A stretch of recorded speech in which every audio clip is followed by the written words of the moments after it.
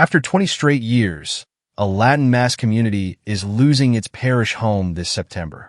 Not because of a scandal, not because of low attendance, but because of a decision made at the diocesan level. Let's walk through exactly what happened and why people have strong feelings on both sides. The parish is St. Titus Church, part of Mary Queen of Saints Parish in Aliquippa, Pennsylvania, within the Diocese of Pittsburgh. For nearly 20 years, this community celebrated the traditional Latin Mass. Since 2021, when the Vatican issued new rules limiting the older form of the Mass, the diocese had to formally request permission every 2 years to keep offering it. That permission was granted in 2022, and again in 2024.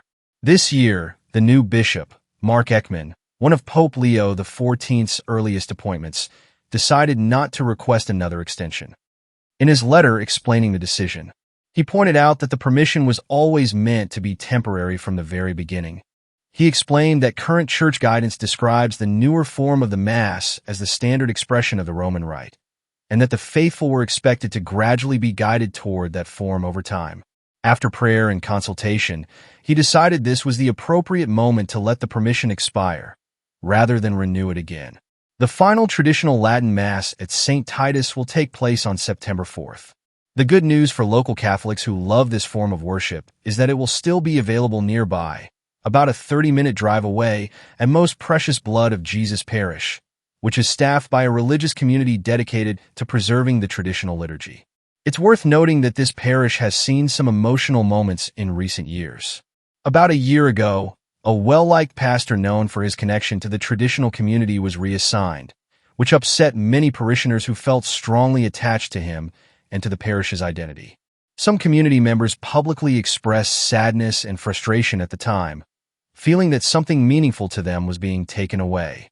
This situation in Pittsburgh isn't happening in isolation. Since 2021, dioceses around the world have handled the traditional Latin Mass differently.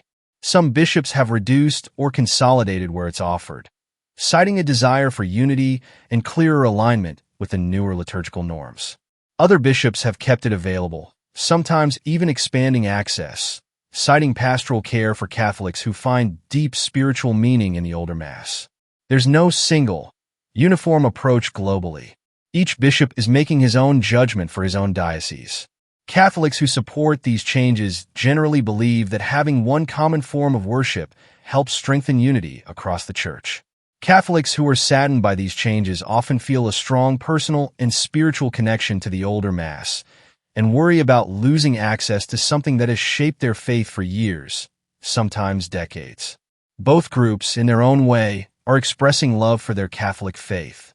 They simply see the best path toward unity and reverence differently. So here's a question worth reflecting on.